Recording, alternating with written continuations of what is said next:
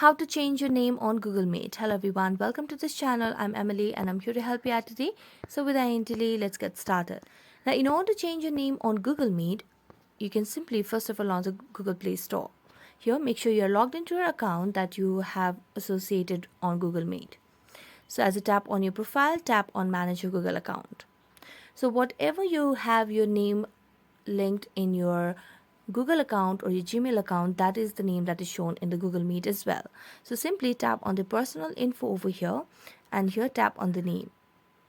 As you tap on the name, it will take us to a new page. So here you have to change your name so that it gets changed on your Google Meet as well. So let's just tap on the name again. And here, if you want to change it, you can just change it over here. So just scroll down and tap on save. Now go back, and as you launch Google Meet, you'll be able to see that your name has been changed on Google Meet as well. So that's it. Thank you so much for watching this video. See you next time.